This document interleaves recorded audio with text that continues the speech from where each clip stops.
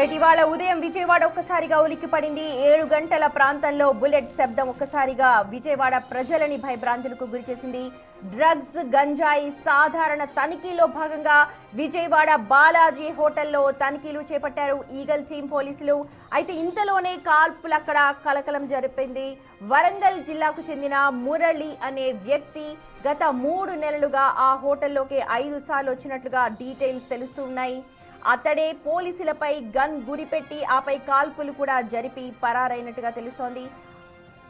అయితే మా ప్రతినిధి ఈ డీటెయిల్స్ అన్ని అడుగుతుంటే అక్కడ సిబ్బంది కూడా ఏం చెప్పారో, అసలు ఆ ఆడియో ఏంటి అనేది ఒకసారి మనం కూడా విందాం.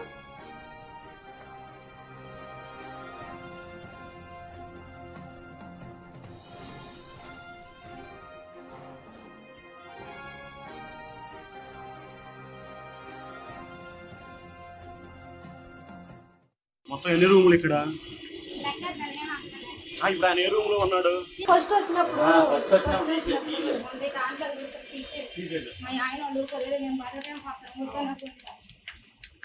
లెక్కేసుకున్నాను నేను. రూమ్ లెక్కేసి రూమ్ అయితే ఇది సార్, ఇది రూమ్, ఇది పక్కన టైంకి ఇచ్చా నేను. ఇది పొద్దున పై వేసి రూమ్ కడుక్కోవటాలు సార్ నంది. కానీ సార్ మేమేదో బతకడానికి వచ్చిన వాళ్ళం. ఈ రూమ్ అతనికి ఎన్ని రోజులు ఎందుకు అతను? ఆయన ఎన్ని రోజులు వచ్చింది చూడాలి. మేము ఇవాళ పోలీసులు వచ్చాక ఆయన తెలిసింది ఆయన దొంగ నా సంగతి. మాకు ఏ ఊరు అంటే అది తెలియదు సార్. అక్కడ ఎంక్వైరీలో వస్తాయి. ఇప్పుడు ఆయన పోలీసులు ఈ రూమ్ తనిఖీకి వచ్చారా? ఎన్ని చూసుకుంటూ వచ్చారు సార్. ఈ సైడ్ లోపలికి వెళ్ళా. ఆయన కెమెరా ఆపితే నేను చూపిస్తా. కెమెరా అంటావు? ఇట బార్ వచ్చేసారు. అన్ని తలుపులు కొట్టి తీసి చూపించారు. రైట్, ఆపరేషన్ వజ్రాలో భాగంగా పోలీసులు నిత్యం అక్కడ తనిఖీలు చేపడుతున్నారు. డ్రగ్స్ అలాగే గంజాయి తనిఖీలు చేపడుతూ ఉంటారు ఈగల్ పోలీసులు. అయితే ఇవాళ ఉదయం విజయవాడలోని బాలాజీ టిఫిన్ సెంటర్ దగ్గర కూడా సాధారణ తనిఖీలే చేపట్టారు. కానీ అనూహ్యంగా ఒక వ్యక్తి వారిపై కాల్పులు జరిపారు. చూడొచ్చు, ఆ డీటెయిల్స్ కూడా మనకు అందుతూ ఉన్నాయి. రూమ్ నెంబర్ 9లో బెల్ మోగించగా డోర్ తీసి గురిపెట్టాడు మురళి. అయితే మురళి వరంగల్ జిల్లాకు చెందినవాడుగా అయితే పోలీసులు చెప్తున్నారు. మా ప్రతినిధి కూడా ఉదయం నుంచి కూడా డీటెయిల్స్ తెలుసుకుంటూ ఉన్నారు.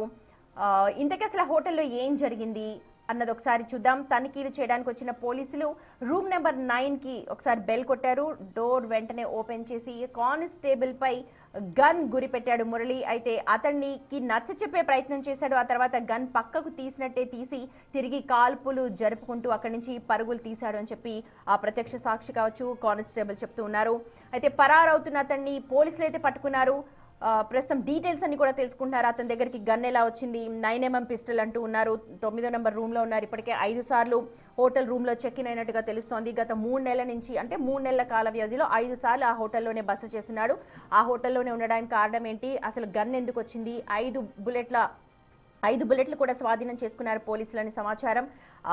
కేవలం ఏం చేస్తుంటాడు మురళి, ఏం చేస్తూ ఉంటాడు, తన బ్యాక్గ్రౌండ్ ఏంటి, పాత ఖైదీయా లేకపోతే క్రైమ్ హిస్టరీ ఏమన్నా ఉందా, దీనికి సంబంధించిన పూర్తి డీటెయిల్స్ని మా ప్రతినిధి శివ అందిస్తారు.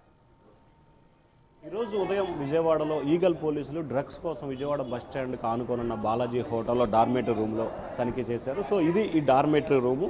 Vijayawada dormitory room, RTC bus stand పక్కనే డార్మేటరీ రూమ్ ఉంటుంది. డార్మేటరీ రూమ్లో ఇక్కడికి దిగినట్లు తెలుస్తూ ఉంది. అంటే ఈరోజు 7వ తేదీ కాబట్టి నిన్న ఉదయం అతను ఇక్కడికి వచ్చినట్లు కూడా గుర్తించారు పోలీసులు.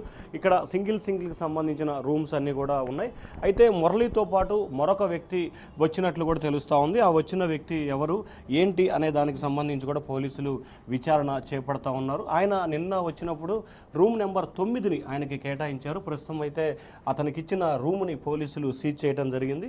ఇది రూమ్ నెంబర్ 9 సంబంధించి ఆయనకి పోలీసులు ఇచ్చిన రూమ్ సీజ్ చేసిన పరిస్థితి. రూమ్ నెంబర్ 9లో ఆయనకి ఇవ్వడం జరిగింది. పోలీసు అధికారులు ఒక్కొక్కరుగా వచ్చి రూములన్నీ కూడా తనిఖీలు చేసుకుంటున్నారు. తనిఖీలు చేసి ఈ రూము తనిఖీ చేసే సమయంలో కూడా బెల్ కొట్టడం జరిగింది. బెల్ కొట్టిన తర్వాత ఒక్కసారిగా అతను ఎమ్మటే కానిస్టేబుల్పై గన్ పెట్టినట్లు కూడా చెప్తున్నారు ఇక్కడ పనిచేసే సిబ్బంది. అయితే దీనికి సంబంధించి ధృవీకరించాల్సిన పరిస్థితి ఉంది. గన్ పెట్టడంతో నిన్ను ఏమి చేయం ఏమిటి అని చెప్పి కూడా పోలీసులు అతనికి నచ్చజెప్పి గన్ను పక్కకు తీసే ప్రయత్నం చేశారు. అయితే వెంటనే పక్క తీసిన తర్వాత వెంటనే పోలీసులు చూసి అక్కడి నుంచి అతను పరారైనట్లు కూడా తెలుస్తూ ఉంది. పరారైన తర్వాత వెంటనే ఈగల్ సిబ్బంది అలాగే పోలీసులు కూడా వెంటనే అప్రమత్తమై అతన్ని అదుపులో తీసుకొని ప్రస్తుతం కృష్ణలంక పోలీస్ స్టేషన్లో కూడా పెట్టి విచారణ చేపడుతున్నట్లు తెలుస్తూ ఉంది. అతనితో పాటుగా రూమ్ నెంబర్ 8 అతనికి సంబంధించి ఇంకొక వ్యక్తి వచ్చాడని చెప్తున్నారు. ఎవరు ఆ వ్యక్తి? అతనికి సంబంధించి కూడా రూమ్ నెంబర్ 8ని కేటాయించారు. ప్రస్తుతం రూమ్ నెంబర్ 8 అయితే మాత్రం లోపల ఏ రకంగా ఉంటుంది ఏంటి అనే దానికి సంబంధించి కూడా రూమ్ చూసుకోవచ్చు. అంటే రూమ్ నెంబర్ 8, 9 2 రూములు కూడా మురళి పేరుతో నిన్న ఉదయం తీసుకోవడం జరిగింది. అయితే ఎవరు ఏంటి కారణాలు ఏంటి అనే దానికి సంబంధించి కూడా పోలీసులు అయితే లోతుగా దర్యాప్తు చేస్తున్న పరిస్థితి కనిపిస్తూ ఉంది. పూర్తి స్థాయిలో పక్కాగా ఆధారాలు అన్నీ సేకరించిన తర్వాత మాత్రమే పోలీస్ అధికారులు వాటికి సంబంధించి రూములు ఇవ్వాలని చెప్పి చెప్తున్నప్పటికీ మరి హోటల్ నిర్వాహకులు అలాగే డార్మేటరీకి సంబంధించిన నిర్వాహకులు మాత్రం ఎవరికి పడితే వాళ్ళకి రూములు ఇస్తున్నట్టు తెలుస్తూ ఉంది. అయితే ఇక్కడ ప్రధానంగా కూడా చెప్పుకోవాల్సిన ఇష్యూ ఏంటంటే సింగిల్ రూమ్స్ ఇక్కడ ఉన్నాయి. దాదాపుగా 30-35 రూములు ఈ డార్మేటరీ రూమ్లో ఉన్నాయి. వీటన్నిటికి సంబంధించి కూడా పోలీసులు సోదాలు చేస్తున్న సమయంలో కూడా ఒక్కసారిగా రూమ్ తనిఖీకి వచ్చిన పోలీస్ సిబ్బంది అంటే ఈగల్ సిబ్బందిపై కూడా ఒక్కసారిగా గన్ పెట్టడంతో కూడా వెంటనే అప్రమత్తమైన పరిస్థితి కనిపించింది. సో ఈ నేపథ్యంలోనే వెంటనే అప్రమత్తం అవడం తదితర ఇష్యూకి సంబంధించి కూడా బేరేజ్ వేసుకున్నట్టు తెలుస్తూ ఉంది. సో ఈ నేపథ్యంలో దానికి సంబంధించి పూర్తి స్థాయిలో ఒకవైపు వివరాలని సేకరిస్తున్నారు. వివరాలు సేకరించడంతో పాటు మిగిలిన వాటికి సంబంధించి కూడా చేస్తున్న ప్రయత్నాలు కొనసాగుతూ ఉన్నాయి. అయితే సీసీ ఫుటేజ్కి సంబంధించి కూడా పూర్తి స్థాయిలో పరిశీలించాల్సిన పరిస్థితి కనిపిస్తూ ఉంది. సో సీసీ ఫుటేజ్ దానికి ముందు ఏముంది ఏంటి అనే దానికి సంబంధించి కూడా కొద్దిసేపట్లోనే పోలీస్ అధికారులు విచారణలో వెలుగుదీసే అవకాశం కనిపిస్తూ ఉంది. ఎవరు వస్తున్నారు, ఎవరు పోతున్నారు, ఏమిటి అనే దానికి సంబంధించి కూడా పక్కాగా ఈ దీంట్లో ఉంది. ప్రస్తుతం అయితే ఆ సీసీ ఫుటేజ్ని పోలీసులు స్వాధీనం చేసుకున్నట్లు కూడా తెలుస్తూ ఉంది. మరికొద్దిసేపట్లోనే ఎవరి కోసం వచ్చారు, ఎందుకోసం వచ్చారు, ఏమిటి అనే దానికి సంబంధించి కూడా పూర్తి స్థాయిలో వివరాలని పోలీసు అధికారులు సేకరించే అవకాశం కనిపిస్తూ ఉంది. Voter studio.